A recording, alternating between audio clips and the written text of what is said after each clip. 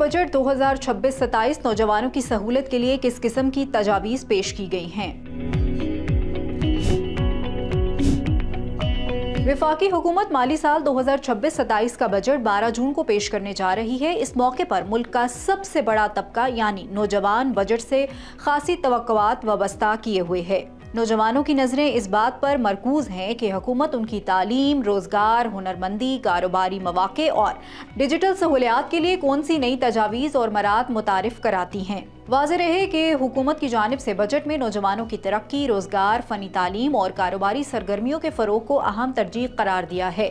حکومت کا موقف ہے کہ اگر پاکستان کی آبادی کا بڑا حصہ نوجوانوں پر مشتمل ہے، اس لیے قومی ترقی کے اہداف حاصل کرنے کے لیے نوجوانوں کو معاشی دھارے میں شامل کرنا ناگزیر ہے۔ معاشی امور پر گہری نظر رکھنے والے صحافی مہتاب حیدر کے مطابق بجٹ دستاویزات اور حکومتی اعلانات کے مطابق نوجوانوں کے لیے ہنرمندی، آئی ٹی تربیت، کاروباری قرضوں اور اعلیٰ تعلیم اور بیرون ملک روزگار کے مواقع بڑھانے کے لیے مختلف اقدامات تجویز کیے گئے ہیں۔ وزیر اعظم یوتھ پروگرام کے تحت نوجوانوں کو روزگار اور خود روزگاری کی جانب راغب کرنے کے لیے قرضہ اسکیموں اور تربیتی پروگراموں کو مزید وسعت دینے کے حوالے سے بھی تجاویز ہیں۔ ان کا کہنا تھا کہ فی الحال تو یہی سننے میں آیا ہے، مزید حکومت کا یہ کیا لاہ عمل ہوگا یہ بجٹ میں ہی پتہ چلے گا۔ واضح رہے کہ مختلف میڈیا رپورٹس کے مطابق حکومت نے تکنیکی اور پیشہ ورانہ تعلیم کے شعبے کے لیے 19 ارب روپے مختص کرنے کا اعلان کیا ہے تاکہ نوجوانوں کو مارکیٹ کی ضروریات کے مطابق مہارتیں سکھائی جا سکیں۔ ان پروگراموں میں آئی ٹی، مصنوعی ذہانت، فری لانسنگ، ڈیجیٹل مارکیٹنگ اور مختلف غیر ملکی زبانوں کی تعلیم شامل ہے،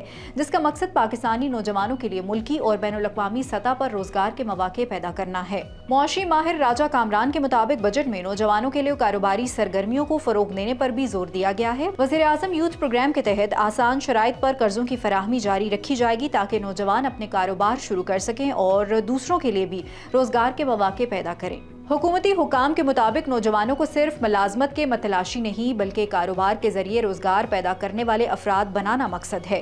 ان کا مزید کہنا تھا کہ حکومت نے نوجوانوں کو ڈیجیٹل معیشت کا حصہ بنانے کے لیے ڈیجیٹل یوتھ ہب کو مزید فعال بنانے کا بھی اعلان کیا ہے۔